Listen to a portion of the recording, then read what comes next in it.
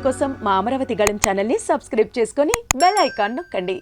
AP CM Jaganmohan Reddy తాను ఏది తలిస్తే అదే చేసేంత మూర్ఖుడని ఎవ్వరు సలహాలు ఇచ్చినా తన పద్ధతి మార్చుకోరని ప్రజల నుంచి పదే పదే విమర్శలు వస్తున్నా ఆయన మాత్రం తన పంథా వీడటం లేదు.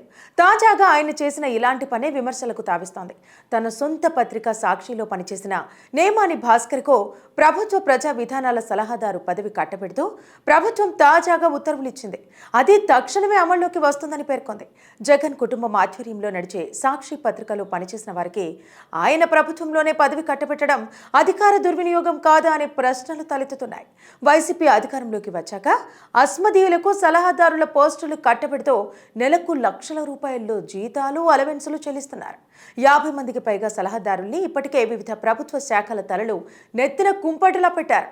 వారిని ఎలా దించుకోవాలో తెలియక జీతాలు చెల్లించలేక అధికారులు తలలు పట్టుకుంటున్నారు. మరో 3 నెలల్లో ఎన్నికలు వస్తున్నా జగన్ ప్రభుత్వం ఎలాంటి జంకు గొంకు లేకుండా సలహాదారుల నియామకాల్ని కొనసాగిస్తూనే ఉండటం గమనార్హం. అధికారంలో ఉన్న వ్యక్తులు ఎవరైనా సొంత సంస్థల్లో పనిచేసే వారిని ప్రభుత్వంలో నియమించాలంటే కాస్త ఆలోచిస్తారు. ప్రజలు ఏమనుకుంటారో అనే భీతైనా ఉంటుంది.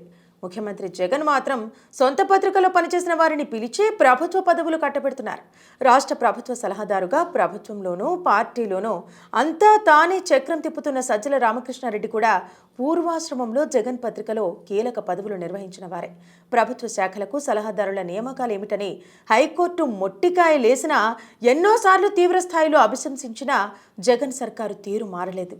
ప్రభుత్వ శాఖల్లో ఇష్టారాజ్యంగా సలహాదారుల్ని నియమించడంపై హైకోర్టులో ఇప్పటికే విచారణ సాగుతోంది.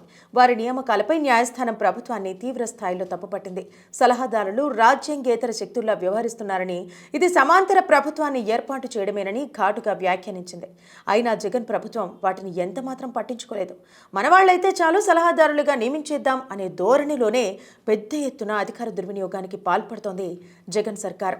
జీతాలు పెంచమని ఆందోళన చేస్తున్న అంగన్వాడీలపై ప్రభుత్వం ఉక్కుపాదం మోపుతూ జీతాలు పెంచేది లేదంటూ తాళాలు పగలగొట్టి మరీ అంగన్వాడీ కేంద్రాల్ని స్వాధీనం చేసుకుంటుంది. అదే సలహాదారులకైతే ప్రతి నెల 2 లక్షల రూపాయల జీతంతో పాటు ఇతర అలవెన్స్లు, వారి దగ్గర పనిచేసే సిబ్బందికి జీతభత్యాలకు 3,82,000 వరకు జగన్ సర్కారు చెల్లిస్తోంది. సగటున 5 లక్షల ప్రకారం చూసినా 50 మంది సలహాదారులకు నెలకు 2.5 కోట్ల రూపాయల వరకు ప్రభుత్వ ఖజానా నుంచి చెల్లిస్తున్నారు. ఇంత పెద్ద మొత్తంలో నెల సలహాదారులకు చెల్లిస్తున్న జగన్ ఈ ప్రభుత్వంని జాగీర్దారా అని పెద్ద ఎత్తున విమర్శలు వెలువెత్తుతున్నాయి.